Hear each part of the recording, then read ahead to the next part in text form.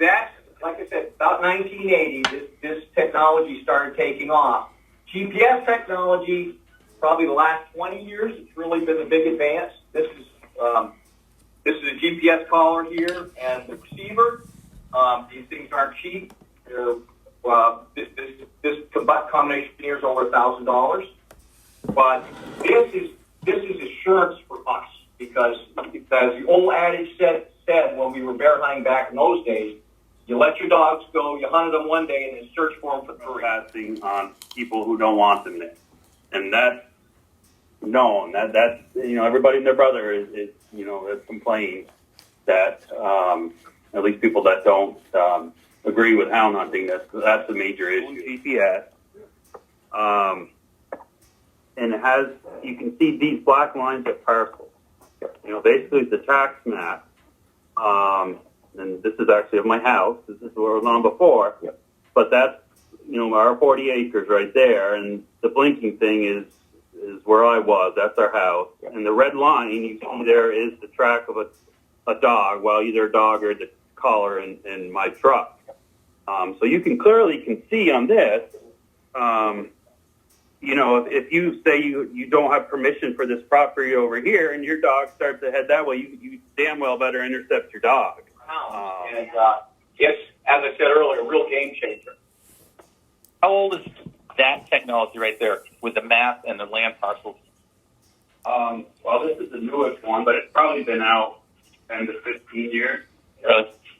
Yes. I don't Virtually every hound hunter in the state of Vermont has a GPS collar on their dog. I'm not saying they all have to, but I don't see many that don't.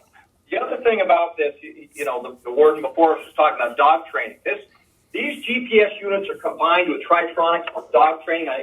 Forgive me if you guys, most of you guys know this, but maybe some of the board members don't. But so this is a training device as well.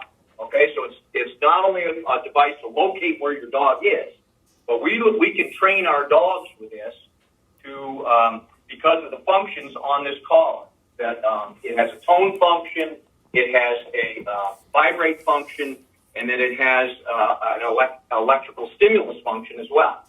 And this is just critical for, Ryan's talking about what if that dog is heading to that private land? Well, we have the ability from far distance to stop those dogs from going on that private land. It's amazing. My dogs, and I'm sure many of the folks in the room here, are trained to the tone. I'm sure Ryan's are too. So I can tone them and they will stop and they will come back to me. And so we talk about, this big issue of hounds and dogs is control. And this is far better control than most people have on their pets, that's for sure. So this is really amazing.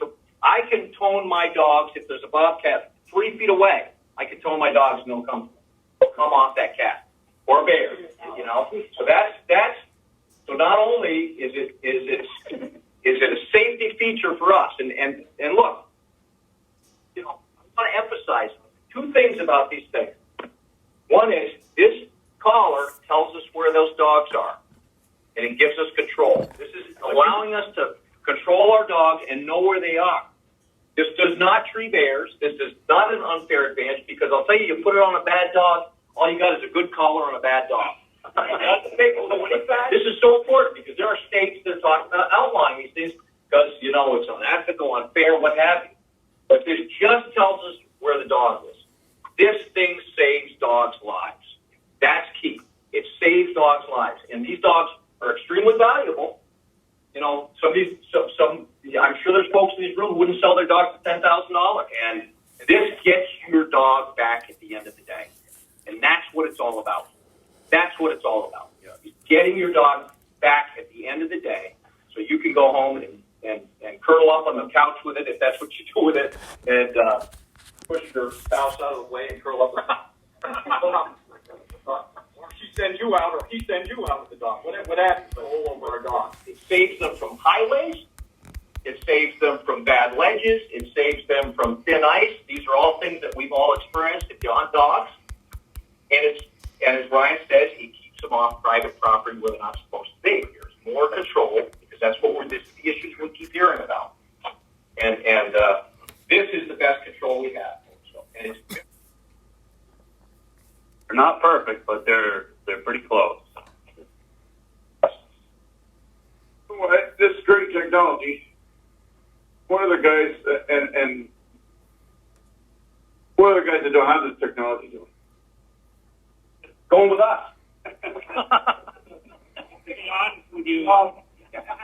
I go back to Ron. How many hands in here use GPS now? So these aren't units used for killing. They're used for finding dogs, and they're only as good as the dogs you put them on. Hounds, men and women, regulate themselves. You guys and gals in the room here know that. You know, if you wanted to kill lots of game, you could. But that's not what it's all about. It's about the dog. It's what it's all about. And this is just an aid to get that beautiful animal back at the end of the day.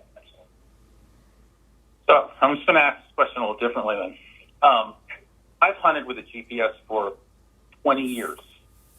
And but hunting 20 years ago with that technology in my hand versus hunting with Onyx today, it's like generations apart, the technology.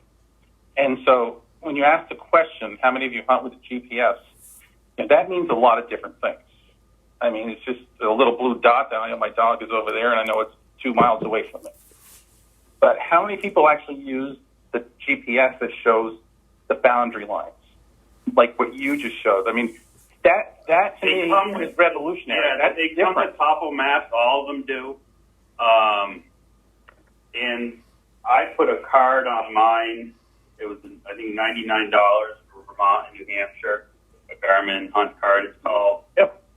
$99 is darn well worth it. I mean, it shows federal, state, everything. It's a tax map basically on your, and I think most people do. I mean, most of these hunters are pretty, they'll spend the money on safety. Let's put it that way. And I'm not doubting that. That's the issue that we're fighting there. Yeah, no, if you were to do a survey of all the hound hunters in the Vermont, I would say it's 80-90%. I mean, that have, the mapping features. No. I mean, you've heard, dogs don't see no trespassing signs. Sure. Yeah. But if the dog owner and the person in control of the dog does, even if they're 2 miles away, then that's a completely different story than what's being told today. Correct. You need to know ahead of time before you release that dog. You can't just show up out of the blue, release your dog, and around an area surrounded by posted property, and expect your GPS is going to do wonders, because it's not. You need to do that ahead of time, but your GPS will without it, you couldn't do it at all.